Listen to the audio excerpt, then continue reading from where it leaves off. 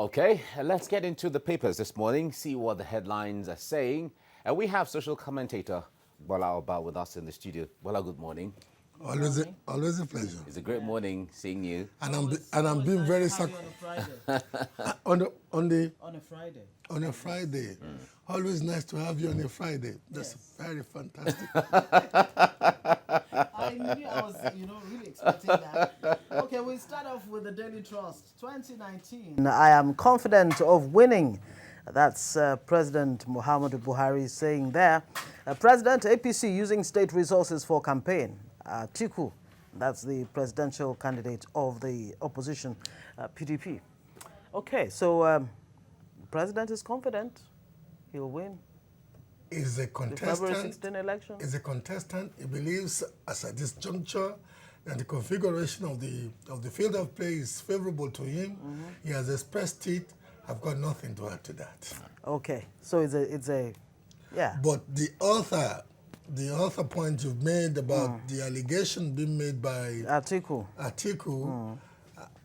Is something to be given credence to. We should look into how any incumbent candidate is using the resources of the state to articulate his or her ambition. Well, the president has said he would not dip his hands into the public till to finance the campaign. And you have INEC on the other hand that said we will keep our eagle eye on campaign finances. So that really should give some level of confidence and comfort. And we also know that that remark was made in a very partisan circumstance. But having said that, as Nigerians, it behoves us to be vigilant enough to make sure that politicians are not saints. I tell people, they're not saints. They may speak, they may give us all the platitudes we want to hear, but it behoves us. To keep an eye. To keep an eye. Yeah. Because vigilance is the eternal eyes. Yeah. The president has said politicians go and use text messages to campaign. Yeah, it's not going to be business as Use usual, text messages, use social media. And give it to him because of the seeming circumspection of the president. We have seen that the typical profligacy that defines electioneering campaigns in Nigeria, especially presidential electioneering campaigns, has been somewhat toned down. Absolutely. Okay. All right. Moving on. Emir of Lafia, Mustafa Aguai, passes on at 84. So rest in peace. Yes, indeed. General Akali, 13 more suspects wanted. Troops clear Boko Haram from Baga, Kukawa, and others. Very good, successes being recorded by the military against Boko Haram. Very cheering news there. Most of us have always known that we have heroes on our field. Yes. These are volunteer soldiers. In any respect, given the circumstances under which they function, Nigerian soldiers are some of the best on the face of the world. You can say that again. But having said that, it behoves the leadership of the military and the political leadership of the country to let these heroes not die in vain. I am not surprised that given a good functional opportunity to operate, Nigerian soldiers, these are guys who have gone historically from Congo to UN missions in Lebanon, across the world. It made Nigeria look good. Yeah. All right, 294,000 applicants jostle for 10,000 police job slots. And of course, the portal closes today, Friday. 294. 294, that's almost 300,000. For how many? For 10,000 police slots. That's the ratio in present-day Nigeria is a bit still reasonable. Because for the immigration, about 1-point-something million. Yeah, exactly, that time. And all right, unfortunately, talking about fatalities. Boko Haram and their clearing of Baga, we have the military spokesman joining us now, Brigadier General Sani Usman, to talk to us on making us understand how things have been. General, good morning. It's good to have you join us on TVC Breakfast.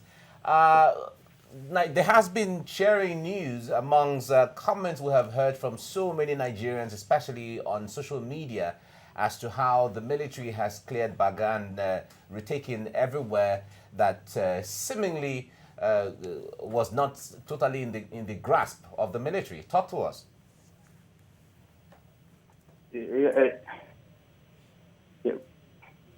Hello. Yes, we're with you. Go ahead, please, if you heard the question. I did not hear the last part of the question. I only heard the commendation. Yeah. All right, all right. Good morning. Good morning. If you can hear me now, I'm asking that there has been cheering news and Nigerians have been reacting to the military taking Baga as it is, as well as Kukawa. Talk to us about the successes of the military in that regard. Thank you very much for having me on your program. And honestly, I would like to thank Nigerians and world-meaning people for this tremendous show of goodwill over the unprecedented efforts by our troops, particularly the newly formed Nigerian Army Special Forces Command, and of course, the other services, namely the Nigerian Navy and the Nigerian Air Force, for doing us proud in clearing the districts of Boko Haram terrorists in areas of Zare, Gudumbali, Kuka, Kroskawa, and of course Baga. And right now, just like we earlier mentioned, they are consolidating and clearing all the remnants of the Boko Haram terrorists within the Lake Chad general area.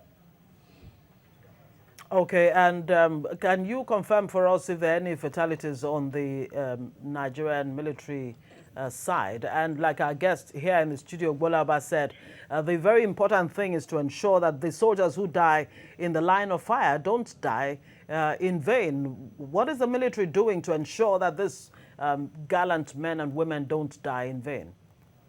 Well, first and foremost, I regret to inform you that we lost two gallant personnel, namely an officer and a soldier. And of course, quite a number sustained some injuries too. What we did, immediately we sustained the casualties. The bodies of the fallen heroes were evacuated along the wounded, and the wounded are being treated, and thankfully they are in stable condition.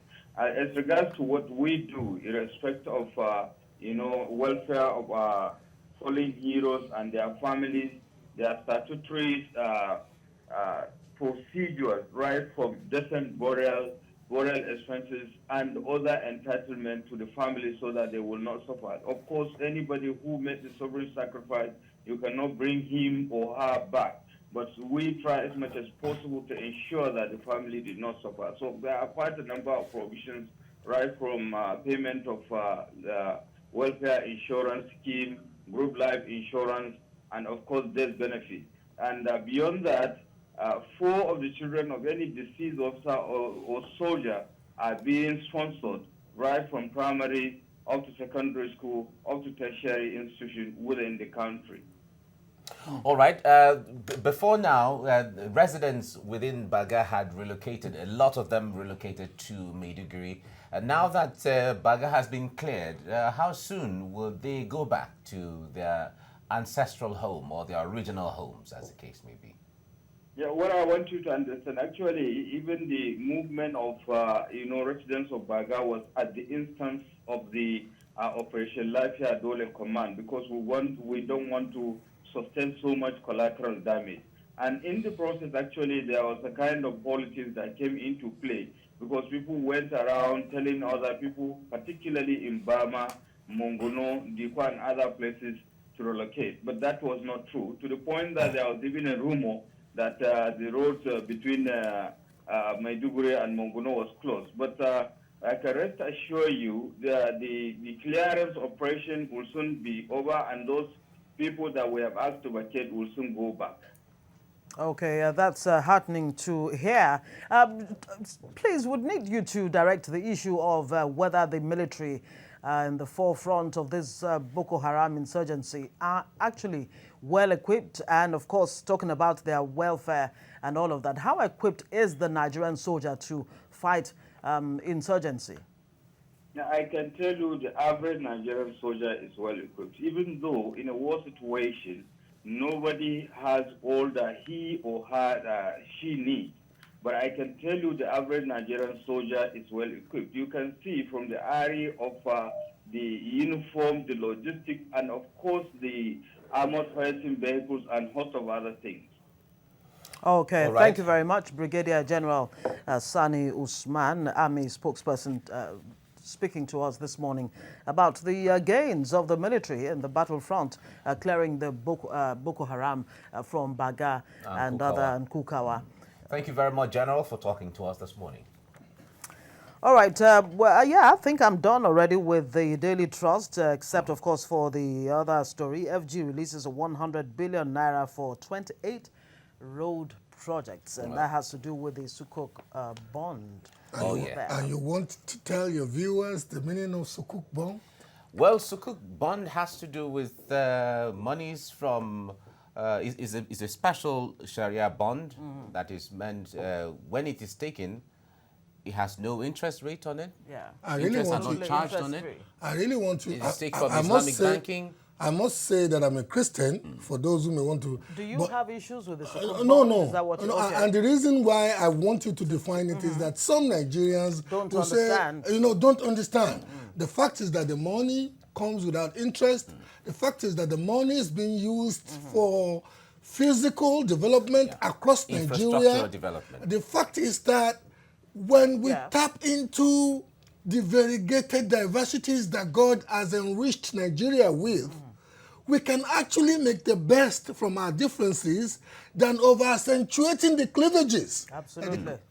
That's true. Federal government mobilizes road contractors with 100 billion naira Sukuk bond is also one of the headlines on the New Telegraph. And what they have done is to share the money equally across the six geopolitical zones with 16 billion So something tells me that in a region like the South and the Southeast, where the Muslims are not that many, they will also get some physical infrastructural benefits from, No, in this case, that's I don't think it doesn't have anything to do with religion. Fantastic. Yes, because the point there is... You see me speaking Portuguese now? Fantastic. And I know somebody will correct me. Well, it has nothing to do with religion. Yes. It's an economic instrument or scheme, as a case. You want me to shock you? You want me to shock you? Most of the banks offering non-interest banking in Nigeria, that is the classical Islamic banking, majority of their customers are from the southeastern part of Nigeria, the traders. Wow. Because as an entrepreneur, and I'm one, you always know that you do well with a fund where the interest rate is not asphyxiating than what you get from the conventional banking. Oh, I see. So it's this is good that you emphasize that. It's good you emphasize that. Okay. Governors absent as Buhari holds campaign council meeting. The president says, I am confident of victory on February the 16th. And Atiku is saying that APC is planning to rig presidential election. And Dogara says election will be referendum on insecurity as well as hunger. All right. The absence of governors who are supposed to be state coordinators of by the reason of their being governors, become state coordinators of the campaigns. I wonder what implication this will have on the whole process. But really, or what signal they're sending. The chairman of the party has been explaining this away that, look, these 24 governors have to face the business of governance. And don't forget that elections happen at and campaigns happen in the local, within the local domain, and not necessarily at the federal Other politicians will level. say that's just explaining it away. Now with imagine the all 24 because the point being there at this, is at just this a meeting. day meeting. They've been holding meetings in Abuja. I like the fact that I am making and I'm enjoying Take it away. No, and I won't take it away. I don't want to steal it. I don't want to steal. Let me put it on the table. No, take it away. But having said that, it is in every material particular lousy. Whichever way, we can't explain some things away. Like the chairman of the party is trying to put a rationale to it, but truth be told, it was an event that was not going to last the whole day. It was an event. Most governors fly to Abuja anyway to just go and shake hands with the president and come back. And we're talking about the re-election of the president now, and the governors were not there. The APC has to work on its internal dynamics. There are so many things going.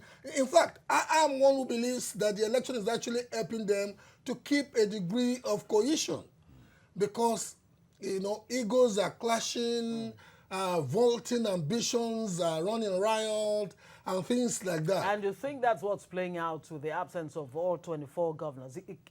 I mean, just paint a picture where you actually had. I know. Or imagine all 24 governors going to this inaugural meeting. I know you ought to have ended up. Nigerians will still complain about it. I know you ought to have ended up as a lawyer, but you know what? No Nigerian will complain about the fact that all the governors of APC are congregating somewhere. And look, she wanted to duck me.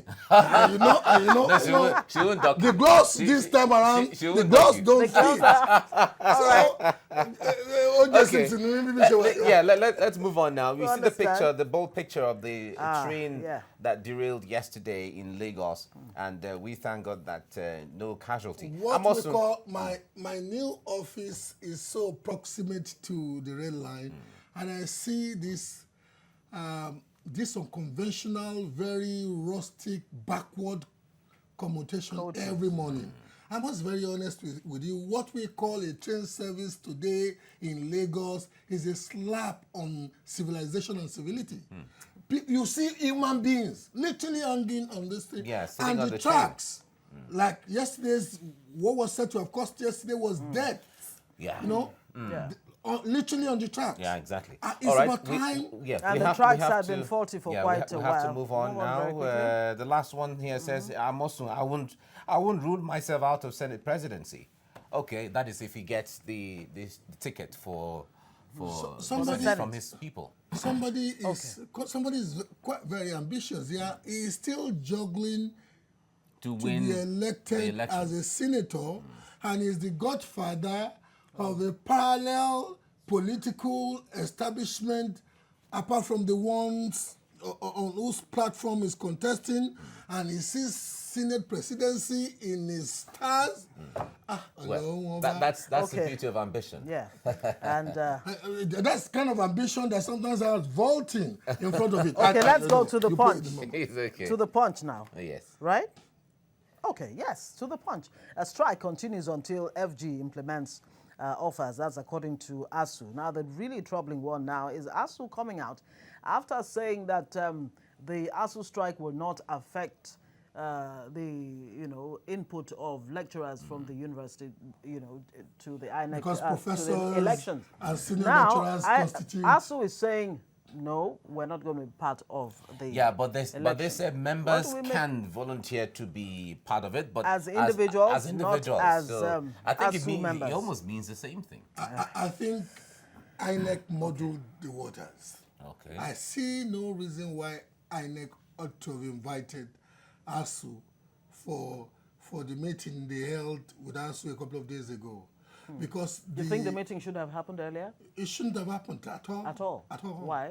Because the professors are largely invited on their own personal references rather than their membership. All right, that's understandable. Many of the professors actually are not even members, because many of the professors that are engaged are in the administration part of the universities rather than the academic part of the universities, because many of them, when they introduce themselves, they'll say, I'm the collating officer for this state, and I'm the vice chancellor of vice chancellors. They're not members. Okay. That's true. Point well made.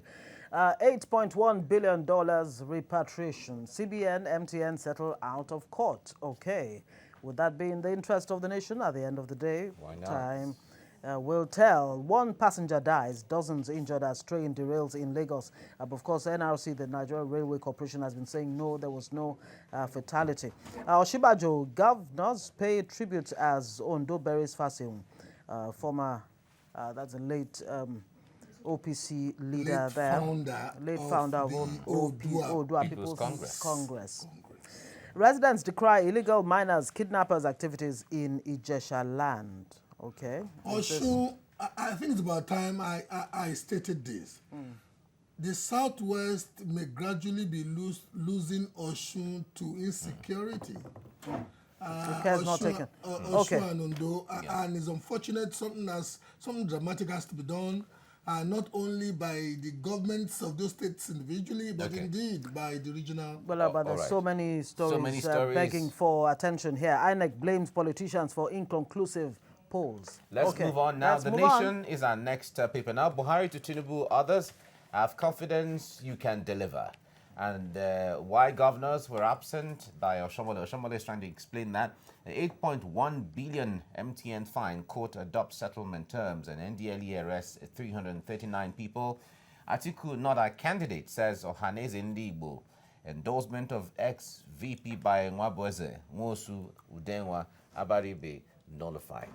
All right. Perception sometimes can be reality. Ohaneze Ndigbo telling us now that Atiku is not their candidate. I guess they left it for a bit too late, and the dramatization of cordiality by some prominent members of Ohaneze Ndigbo recently may have. Look at the way she's looking at me. All right, let's round off. You know what it is? It's a close-up shop this morning. It's a Friday. I don't know why. It's a Friday. Move to the next one. Move to the Vanguard now. The World Bank forecasts 2.2% growth for Nigeria. That's above the masthead there from the Vanguard. Okay, that's a good one. World Bank forecasts 2.2% growth for Nigeria. Our population grows at about 3% annually. To really make relevant impactation on this economy, we need average of 7 to 9% GDP growth. So government should not be conceited that because we've moved out of recession and we are now basically tottering in the area of growth, that this is something to over-celebrate. And for World Bank to be giving this, I'm one that, let's go. Okay, let's move on then. Presidency in fresh move to ease Magu out of EFCC. Anti-graft chief to proceed on course at... Repeat that. Presidency... in fresh move to ease Magu out of EFCC. Who has insisted all along that it's going to be there in perpetuity, even against... Well, the presidency say that he would be there in perpetuity. What the presidency has been expressing is it is within their purview to decide who should be the chairman of EFCC, and the constitutional provision, and they decide how long he'll be there for. And the constitutional provision that says that the Senate must approve. Okay, well, go to in the meantime, two top police chiefs vetted as replacement. You go to another point. Yeah, let's move on to other points now. We didn't endorse Atiku for president, Ohaneze Ndigbo saying there. And finance minister hands over 100 billion naira Sukuk proceeds to Fashola. Fashola should be a happy man now.